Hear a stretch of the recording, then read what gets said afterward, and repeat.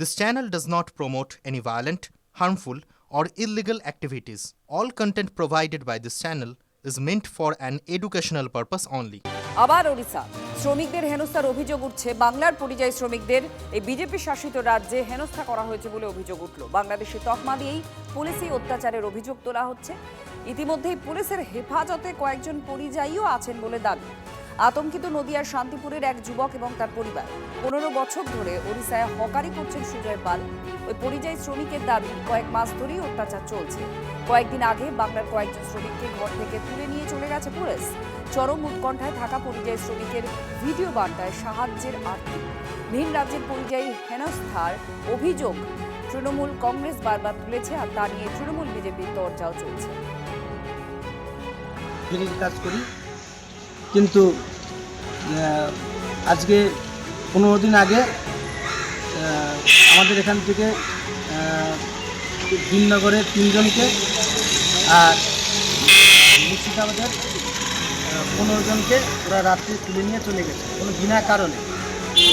এর কোনো কারণ নেই, কিন্তু রাত্রে যখন আমরা পুলিশ আসে দরজা খুলে নিয়ে দরজা লাথি মেরে মেরে আমাদেরকে তুলে বলছে তোরা বাংলাদেশি রোহিঙ্গা, তোরা মুসলিম, এসব কথাবার্তা বলে পুলিশ নিয়ে গিয়ে ফালতু ফালতু জেলে ভরে দিয়েছে।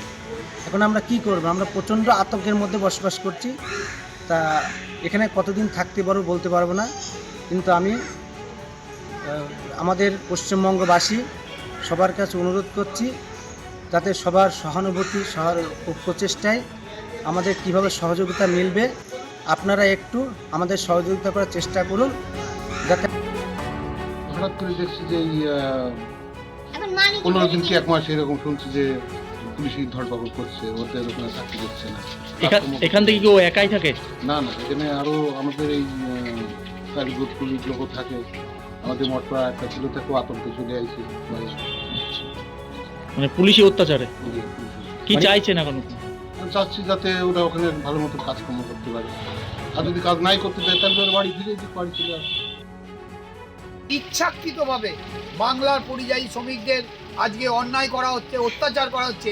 আজকে আমি বলতে চাই প্রায় 1 কোটি মানে বাইরের থেকে লোক এসে এ বাংলার বুকে, সে বিহার থেকে হোক, উড়িষ্যা থেকে হোক, আমরা যাদের উড়িয়া বলি, আমরা যাদের বিহারি বলি, বিভিন্ন বাংলার বিভিন্ন প্রান্তে তারা ছড়িয়ে রয়েছে। বাংলা এসে তারা কাজ করছে, পেটের দায়ে কাজ করছে।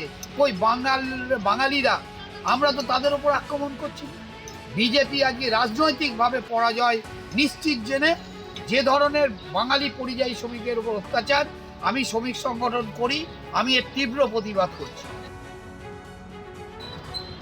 আমরা দেখছি 70 লক্ষ পরিযায়ী শ্রমিক গোটা পশ্চিমবাংলায়। বানালো কে?